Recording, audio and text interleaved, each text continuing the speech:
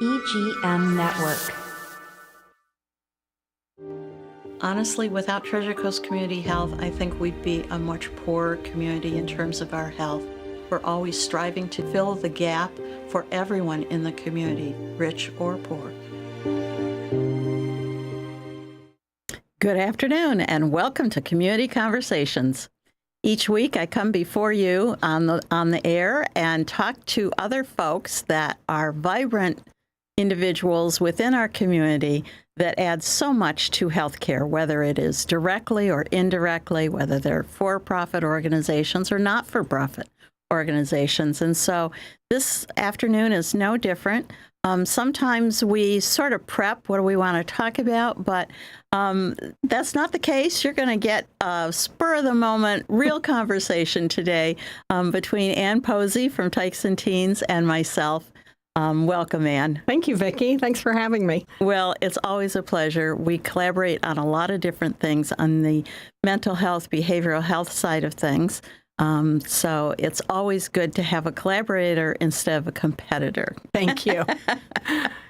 So, Tykes and Teens used to be up here as opposed to the southern counties that Tykes and Teens originated in. And then things kind of went a little sideways for a bit. And then you were appointed as their CEO 2 years ago? 2 years ago this month. Congratulations. Thank you. Or should I say happy anniversary? Happy anniversary. And I'm very happy to be at Tykes. So. Yeah. So tell us a little bit about what's going on now. Sure. So for those people that don't know, because Tykes and Teens sounds a little bit like a children's consignment store. It sort of does, doesn't it? We are actually a full-range behavioral health service organization. Tykes was founded almost 29 years ago in Martin County. Started as a small kind of private practice model, but set up for those marginalized kids or for kids who maybe couldn't afford to go to a private practice. But Jeff Shear, who was the founding CEO, really wanted them to be able to have the same access to kind of gold standard behavioral health care. About 2015, Tykes started to expand pretty rapidly, expanding up into St. Lucie County, Okeechobee, and into Indian River County. Then I think Jeff left, so whenever a founding CEO leaves, that can create some upheaval, I guess. And we just saw Tykes take a little bit of a detour. They were struggling a little bit. What was their mission? Maybe they expanded too quickly. So I was actually kind of fell into the role as CEO. I was at Cleveland Clinic running behavioral health services there, was pretty happy, but then found out this opportunity existed and thought, I might like to do that. I really have a soft spot for kids. I have a soft spot for kids, and I like behavioral health. So one of the first things that we really wanted to do was reestablish our reputation and also make sure we were providing the services the community needed. I'm actually an Indian River County resident, so I knew that the need was here in Indian River County. So we worked very closely with the hospital district, who is one of our primary funders, as well as some of the other philanthropic groups around the area, to really reestablish services. So now Tykes and Teens has a full-service office in the 787 building, 37th Street, right there with TCCH. Yep. And we do all of our services now out of that office. So we have 4 full-time therapists, one of whom is licensed. The others are licensed eligible, working towards their licensure. We have a targeted case manager in that office to help with some needs families might have, like food insecurity, housing insecurity. We have an infant mental health program, which I can tell you more about. Yes. And we have a specialist who does trauma-informed care to the community.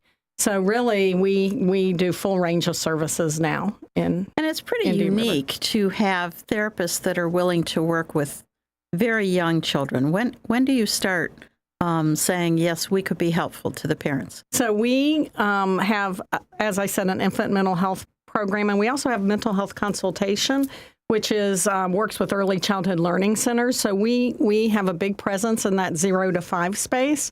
So we'll take an infant at birth if the family is experiencing some type of trauma. We use a trauma-informed evidence-based practice called parent-child psychotherapy. Takes about 18 months to get a certification. It's very rigorous. And really, you say, what do you do with an infant? Well, you're not really providing therapy to the infant as much as you're treating the relationship between the parent and the child. So a lot of these families are experiencing trauma. A lot of our referrals come from the Department of Children and Family for that infant mental health program. Anger management issues They may in the be having house. anger management, substance use, domestic violence. Okay. They may have come out of trauma themselves, generational trauma, not really know how to parent, but want to do a much better job. So we're very proud of that program, and that we really believe if we can impact children earlier, it's going to help them be successful. And then our traditional mental health services start at the age of 5. Okay. And we do evidence-based practices. And I'll use that term a lot because I think it's important when someone seeks a clinician or a therapist that you don't just find someone who says, I can help you, but you understand, are they working from techniques that have been based in science? Right. So we do cognitive behavioral therapy, dialectical behavioral therapy, EMDR, which is, I always get this wrong, but eye movement reprocessing, which we and hear desensitization. about. We hear about that EMDR now frequently with our veterans or those that have experienced that adult type of trauma. Correct. Don't usually hear it involving children. But you so can again, do you're very unique. Yeah, and you can do EMDR with children. So it's a technique that works on rapid eye movement like we experience in dream sleep. Okay. And a lot of people will hear that they use a light where their eyes follow the light, or tapping. You can get little tappers and put them in the kids' socks. And then while you're doing therapy, they're getting that EMDR technique. Wow. Which helps them to process trauma. That's very interesting. It is. It's exciting. Yeah. So we really try family oriented is what you're saying. It's not just therapy for the child, but really working on the whole relationship and what goes on in that child's life. I'm a big believer you can't treat the child in a vacuum. That child is going to go home to that family every night, and I think that working in a silo with the child and not involving the parents doesn't make a lot of sense. Now, there are some older adolescents that might prefer to have a little privacy and confidentiality, et cetera, and that may be age appropriate. Yeah, they're cleaving off of their parents. Correct. Yes. But really, we work off a family systems model. Okay. And we're Joint Commission accredited, which is kind of a big deal for a small behavioral health agency. Sure is. Which means that we've passed some really rigorous standards to show that we do really that gold standard of behavioral health care. So I want to re-roll the conversation just a little bit to where you talked about you have one gal who is licensed and you have a couple of others that are not. I think I understand what that means, but even I'm not sure relative to the requirements of becoming a licensed clinician. Could you sort of fill in the blanks in terms of, does that mean that someone who's not licensed doesn't have the experience yet? That's a really great question. So in the state of Florida, in order to become a licensed clinician, there are certain things that you have to do. One, you have to get a master's degree from an accredited school in one of what the state of Florida calls the healing arts, which is social work, mental health counseling, or marriage and family therapy. So once you graduate from those universities with a master's degree, so all our clinicians have that master's degree. Okay. In order to become licensed in the state of Florida, you have to have 2 years of supervised practice where you're working with a supervisor who's reviewing your practice, might sit in on a session, going to review your documentation, provide guidance, et cetera. And you have to, in order to provide that supervision, you have to take a course with the state of Florida and continuing education. So, for instance, I'm a qualified supervisor for licensed mental health counseling. So I'm qualified by the state to provide that counseling. And we have several qualified supervisors that work for us in all the arts, licensed marriage and family therapy, licensed mental health counseling, licensed clinical social work. So when someone graduates and wants to pursue that licensure, a lot of times they'll come and work for us because we do that qualified supervision for them for free as part of their employment. Which sort of like a residency for a physician. Exactly. That you've already gotten your MD. Maybe you did an internship. Right. I'm not even sure they still have that because most people go right into some sort of residency to fine-tune and hone expert skills on their own. Exactly. Okay. It's exactly like a residency. Okay. We actually do student interns as well. So we do have relationships with a lot of the colleges that are putting out those master's prepared clinicians. And those are unpaid internships, but they can come and be part of our agency and observe skills, practice skills before they even graduate. And a lot of times that's how people will make the decision to join our agency after they graduate. They form a relationship with us. After 2 years of that supervised practice, then you have to take a test and pass that test in order to become a licensed clinician. I remember those licensing tests. They're not easy. They are not easy. And the law has actually changed to be more like a residency or a board certification if you think about physicians. So now if you don't do all that within a certain time period, I think it's 5 years, then you lose that opportunity to be licensed. Ooh. So you and really have to start again.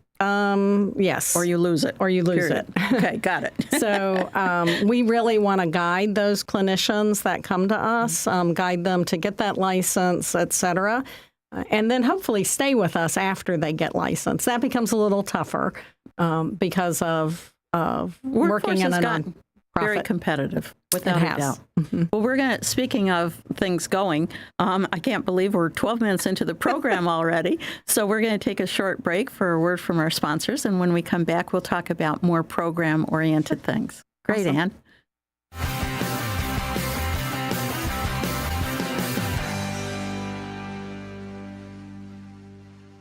Treasure Coast Community Health in-house pharmacies have the lowest prices in Indian River County, even lower than big box pharmacies. Taking your medication as prescribed leads to better health. Affordable medicine makes it easier. Treasure Coast Community Health patients can pick up medicine as they leave the office or use free delivery and mail order services. Pharmacists are always available to answer questions. Switch to TCCH pharmacies. Save money, stay healthy. 772-257-8224 and ask about our price match. It's Bluegrass Night every Thursday at Marsh Landing Restaurant. Enjoy our famous swamp water with down-home favorites like frog legs, fried chicken, and peanut butter pie. The music starts at 6:30 every Thursday. Call for reservations.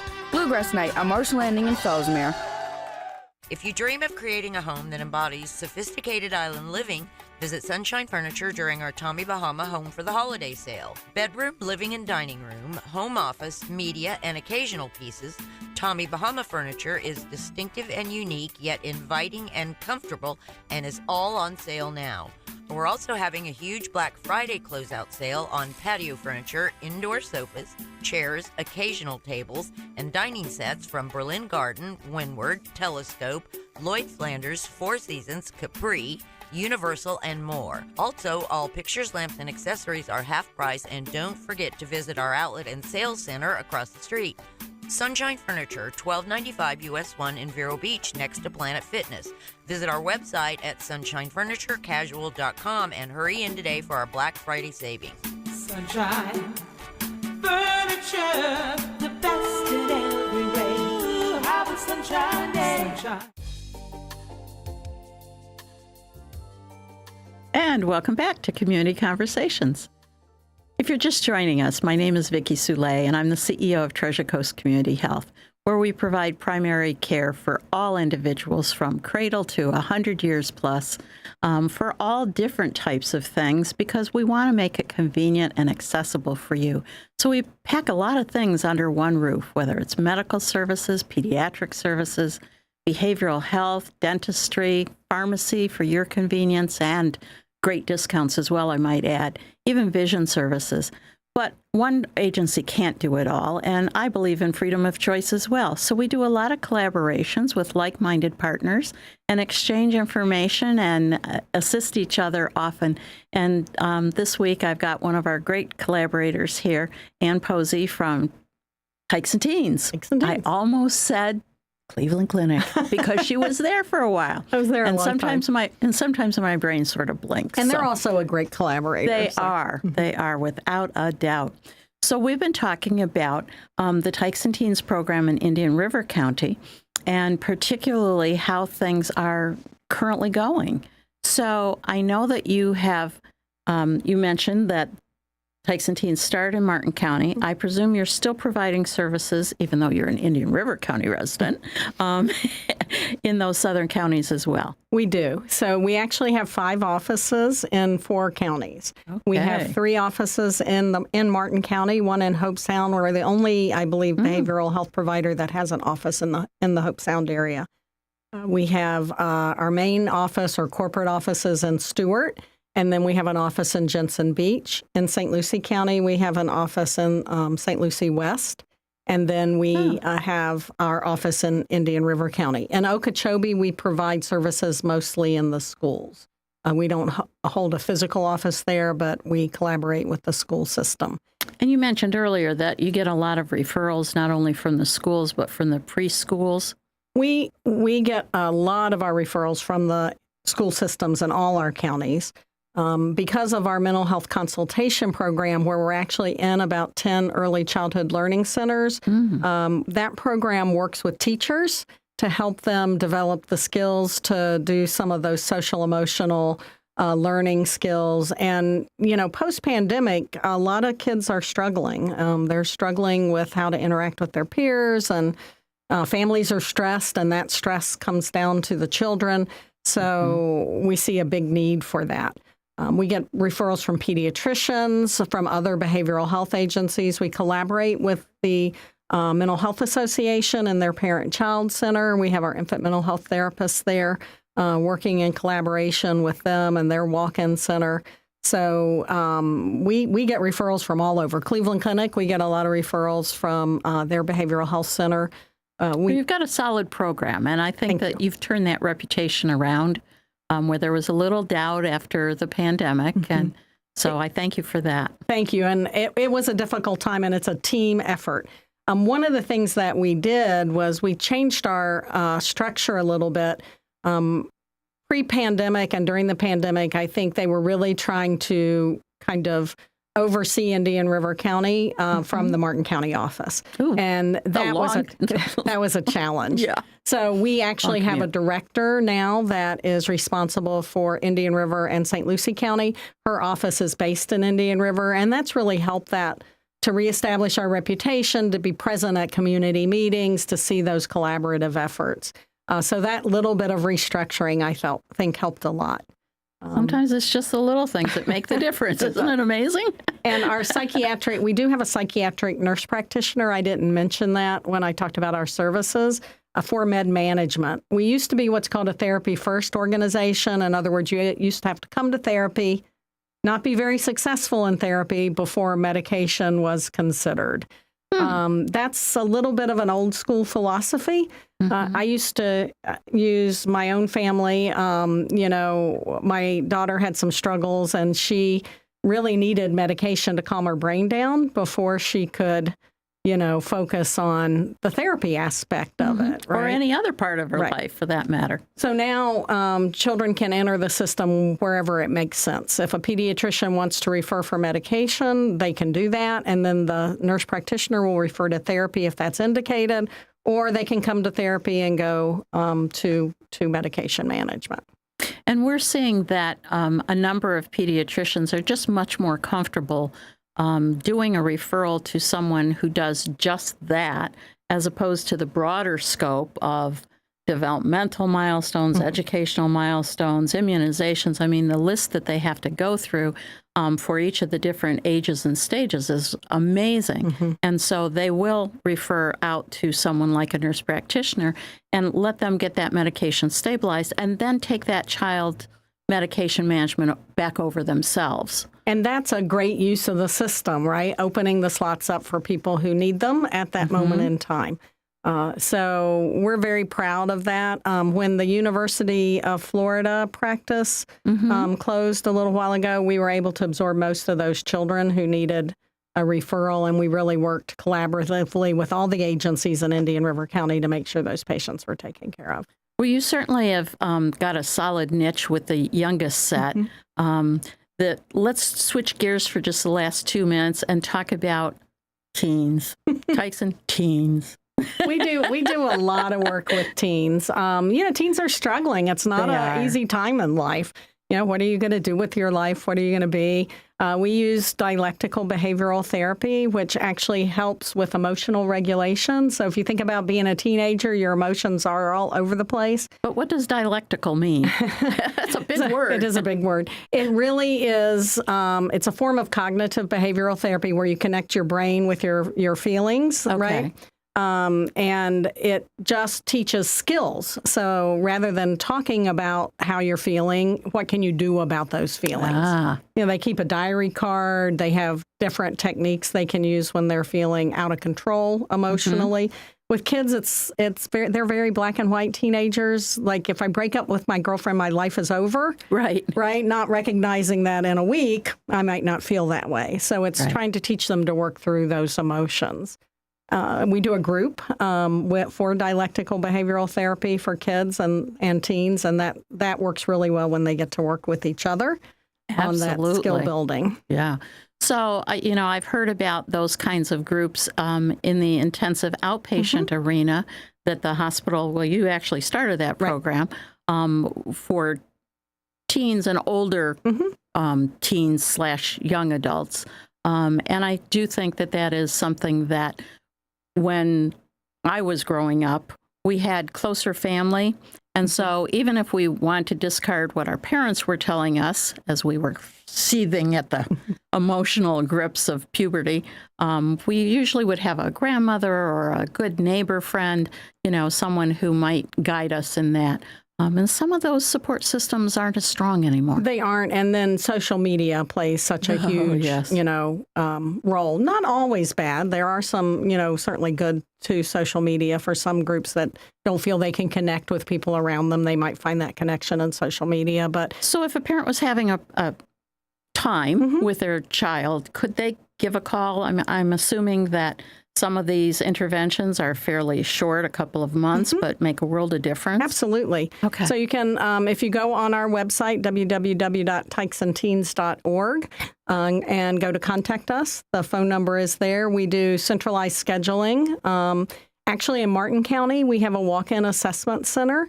So kids can just walk in Martin County. We haven't had any Indian River County kids make the drive, probably because they have their own walk-in center up here with Mental Health Association. Right. But it's been a valuable resource. We opened it 3 months ago, and we've had 65 kids walk in. Wow.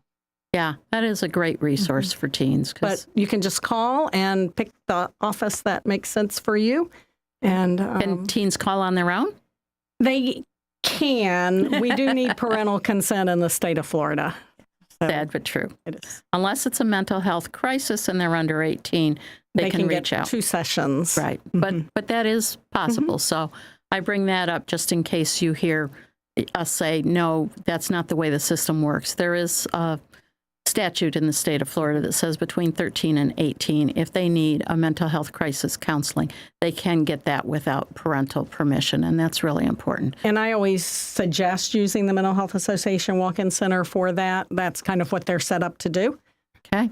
And Treasure Coast has a Just For Me program as well. Awesome. So, again, the resources are there, but because not a lot of people are talking about them, thanks for allowing us to get that out in the open. Awesome. Thank you all for being here today. Anne, it's been delightful as always. Thank you. We talk a mile a minute because we've got so much to share. So if you're hard of hearing and we've sort of blurred your hearing ability, I'm so sorry. But come back. We'll have Anne back again. Thank you. Take care and have a great afternoon.